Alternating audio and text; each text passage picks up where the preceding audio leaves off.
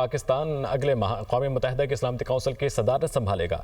اقوام متحدہ میں پاکستان کے مستقل مندوب عاصم افتخار کی سیکرٹری جنرل انتونیو گوتریس سے ملاقات ہوئی۔ سلامتی کونسل کی صدارت کے دوران پروگرام آف ورک سے آگاہ کیا۔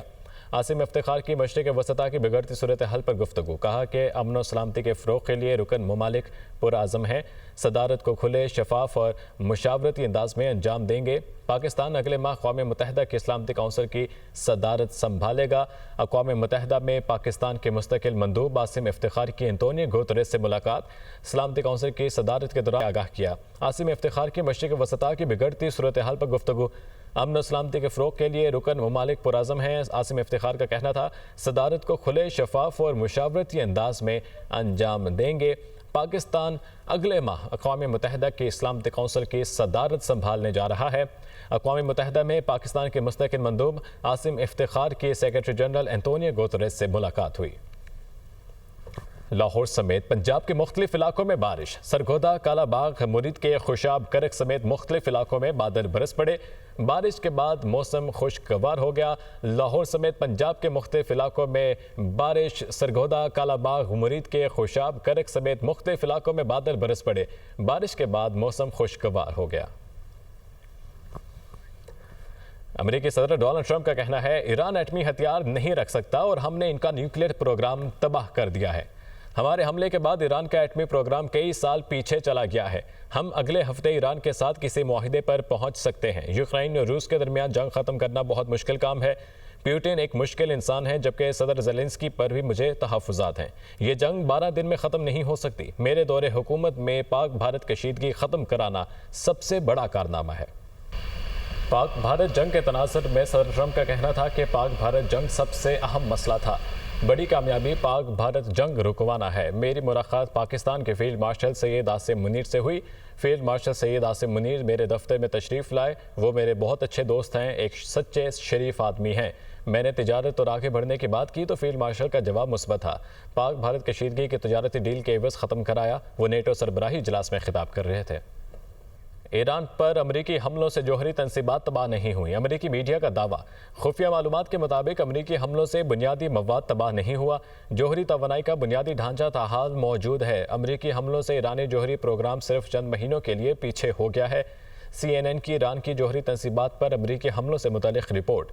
امریکی وزیر دفاع نے امریکی میڈیا رپورٹس کو مسترد کر دیا۔ بمباری سے ایرانی ایٹمی پروگرام مکمل تباہ کر دیا۔ میزائلوں نے ہر ہدف کو درست نشانہ بنایا۔ مشن کامیاب رہا۔ پیٹ ہیگسیت کا دعویٰ، کہا بمباری کو تباہ کن نہ کہنے والے صدر ٹرمپ کی کامیابی کے خلاف نہیں۔ اقوام متحدہ میں امریکی مندوب نے کہا، امریکی حملوں نے ایران کی ایٹم بم بنانے کی صلاحیتوں کو کم کر دیا ہے۔ امریکی صدر ڈونلڈ ٹرمپ کہتے ہیں کہ امریکی فوج کا شمار دنیا کی بہترین افواج میں ہوتا ہے۔ ہمارے پائلٹ کی تعریف کرنے کی بجائے فیک نیوز پر باتیں ہو رہی ہیں۔ CNN جھوٹی خبروں سے دوسروں کا وقت برباد کرتا ہے۔ نیو یارک ٹائمز اور CNN کو اب کوئی نہیں پوچھتا۔ ہم نے ایران پر حملہ پوری شدت سے کیا تھا۔ ایرانی ایٹمی تنصیبات پر امریکی آبدوزوں سے میزائل داغے گئے۔ وہ نیٹو سربراہی اجلاس میں خطاب کر رہے تھے۔ ایرانی جوہری تنصیبات پر حملے کامیاب رہے۔ صدر ٹرمپ کے اہم فیصلے سے ایران کے جوہری خطرے کا خاتمہ کیا۔ DIA کی ابتدائی رپورٹ کو خود ایران نے مسترد کیا۔ ایران کے جوہری پروگرام کا خطرہ اب دفن ہو چکا۔ CNN نے غیر مصدقہ رپورٹ پر خبر چلائی۔ ترجمان وائٹ ہاؤس کا کیرولائن لیوٹ کا فاکس نیوز کو انٹرویو۔ نئی انٹیلیجنس رپورٹ میں ایران کی جوہری تنصیبات کی تباہی ٹرمپ کی بات کی تصدیق ہے۔ ایران اگر جوہری تنصیبات کی دوبارہ تعمیر کرنا چاہتا ہے تو اسے ازسر نو تعمیر کرنی ہوگی۔ امریکی نیشنل انٹیلیجنس کے ڈائریکٹر تلسی گبارڈ کا کہنا ہے کہ تینوں جوہری تنصیبات کی تعمیر نو میں کئی سال لگ سکتے ہیں۔ پروپیگنڈا میڈیا نے ہمیشہ کی طرح اپنا پرانا حربہ استعمال کیا ہے۔ پروپیگنڈا میڈیا نے خفیہ انٹیلیجنس رپورٹس کے صرف مخصوص حصے جاری کیے۔ پروپیگنڈا میڈیا کا مقصد ٹرمپ کی قیادت اور بہادر فوجیوں کو کمزور دکھانا تھا۔ نئی انٹیلیجنس رپورٹ میں ایران کی جوہری تنصیبات کی تباہی ٹرمپ کی بات کی تصدیق ہے۔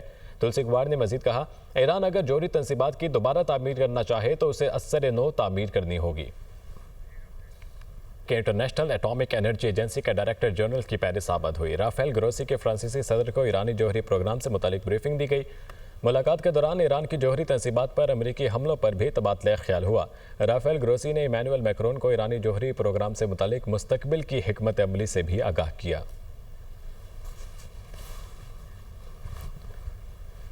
ترکی ایران اور اسرائیل کے درمیان جنگ بندی کا خیر مقدم کرتا ہے۔ توقع کرتے ہیں دونوں فریق امریکی صدر کی گزارش کی غیر مشروط تعمیل کریں گے۔ ترک صدر رجب طیب اردوان کی نیٹو سمٹ کے بعد میڈیا سے گفتگو، کہا خطے میں امن اور استحکام کے لیے سفارتکاری، دفاعی تجارت میں اصلاحات پر زور دیتے ہیں۔ اسرائیل کے حملوں نے غزہ میں انسانی المیہ اور تباہی میں تبدیل کر دیا۔ غزہ میں صہیونی اقدامات کو کوئی بھی ضمیر رکھنے والا شخص نظر انداز نہیں کر سکتا۔ ترک صدر کا مزید کہنا تھا کہ برطانیہ اور جرمنی سے یورو فائٹرز ٹائفون طیاروں پر گفتگو ہوئی۔ صدر ٹرمپ سے F-35 طیاروں کی ممکنہ خریداری پر بھی بات چیت ہوئی۔ اپنی دفاعی صلاحیت کو بہتر بنانے کے لیے تمام راستے کھلے رکھے ہوئے ہیں۔ اور آگے بڑھتے ہوئے آپ کو بتائیں کہ جنوبی وزیرستان میں خوارج کے خلاف آپریشن کے دوران شہید ہونے والے میجر موئز کی نماز جنازہ ادا کر دی گئی۔ نماز جنازہ میں فیلڈ مارشل سید عاصم منیر، وزیر داخلہ اور اعلیٰ عسکری و سول حکام نے شرکت کی۔ یہ رپورٹ دیکھیے۔ میجر سید معیز عباس شاہ شہید کی نماز جنازہ چکلالہ گیریزن راولپنڈی میں ادا۔ فیلڈ مارشل سید عاصم منیر، وزیر داخلہ اور اعلیٰ عسکری و سول حکام کی شرکت۔ اس موقع پر فیلڈ مارشل عاصم منیر نے کہا کہ میجر سید معیز عباس نے وطن کے دفاع میں اپنی جان کا نذرانہ دیا۔ ان کی یہ قربانی بہادری اور حب الوطنی کی اعلیٰ روایتوں کی علمبردار ہے۔ قوم ان کی عظیم قربانی کو سلام پیش کرتی ہے۔ ہم اپنے شہداء کے مقروض ہیں۔ شہداء کا لہو ہمارے وطن کی بنیاد ہے۔ اس پیار کے مطابق شہید کا جسد حاکی ان کے آبائی علاقے روانہ کر دیا گیا ہے، جہاں انہیں فوجی اعزاز کے ساتھ سپرد خاک کیا جائے گا۔ وزیر اعلیٰ بلوچستان سرفراز بگٹی کا کہنا ہے بلوچستان کے لوگوں کو دہشت گردوں کے رحم و کرم پر نہیں چھوڑیں گے، چاہے ان کی جان چلی جائے۔ بلوچستان اسمبلی سے خطاب کرتے ہوئے کہا بلوچستان میں لا حاصل جنگ ہے جس کے خلاف کھڑا رہوں گا۔ صوبے میں بدامنی برداشت نہیں کریں گے، سڑکیں بند نہیں ہونے دیں گے، کسی صورت خاموش نہیں رہوں گا، دہشت گردوں کا چیلنج کرتا رہوں گا۔ ہمارے اہداف گڈ گورننس اور امن و امان ہے۔ گورننس موجود ہے، اس میں بہتری لائی جائے گی۔ صوبے کی ترقی اور خوشحالی ہماری ترجیح ہے۔ حساس ادارے اور اسپیشل انویسٹیگیشن یونٹ کی ملیر میں مشترکہ کارروائی کے دوران بھارتی خفیہ ایجنسی را سے تعلق رکھنے والے 4 ملزمان گرفتار کر دیے گئے۔ ملزمان 2009 سے اب تک 20 مرتبہ بارڈر کراس کر کے بھارت گئے۔ ملیر کے علاقے میں قائم فوجی تنصیبات سی پیک اور سجاول میں بھی اہم تنصیبات کی لوکیشن را کو فراہم کر رہے تھے۔ تفصیلات شہباز خان کی رپورٹ میں۔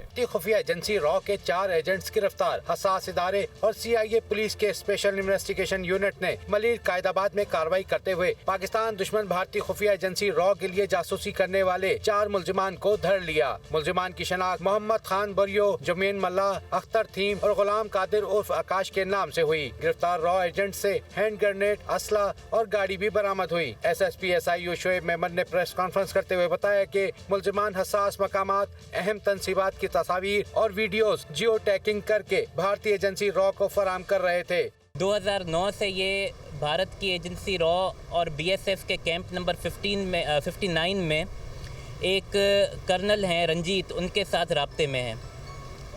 وہاں پر جا کر ہمارے حساس انسٹالیشنز کی تصاویر دینا، انفارمیشن دینا، ہماری ڈپلائمنٹ کی جو فوجی تنصیبات ہیں یا نیم فوجی تنصیبات ہیں ان کی ڈپلائمنٹ کی جو اسٹیٹسٹکس ہیں، فگرز ہیں، تصاویر ہیں، جیو ٹیگ لوکیشنز ہیں، وہ ان کو پرووائڈ کر رہا تھا 2009 سے۔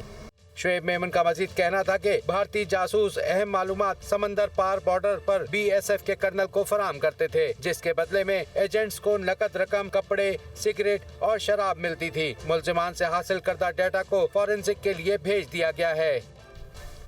وزیراعظم شہباز شریف کے مشیر قومی سلامتی لیفٹیننٹ جنرل محمد عاصم ملک نے چین کا دورہ کیا ہے۔ مشیر قومی سلامتی کی چینی قیادت کے ساتھ ملاقاتوں میں سیکیورٹی تعاون بڑھانے پر اتفاق کیا گیا۔ اسلام آباد سے رپورٹ۔ مشیر قومی سلامتی لیفٹیننٹ جنرل عاصم ملک کا دورہ چین، شنگھائی تعاون تنظیم کی سلامتی کونسل کے سیکرٹریز کے اجلاس میں شرکت۔ مشیر قومی سلامتی نے اجلاس میں عالمی صورتحال اور امن و سلامتی کے لیے پاکستان کے موقف کا اعادہ کیا۔ لیفٹیننٹ جنرل عاصم ملک نے دورہ چین کے دوران چینی قیادت سے بھی ملاقاتیں کی اور پاکستان کی جانب سے پرامن ہمسائیگی کا پیغام پہنچایا۔ چینی قیادت کے ساتھ ملاقاتوں میں سیکیورٹی تعاون بڑھانے پر بھی اتفاق کیا گیا۔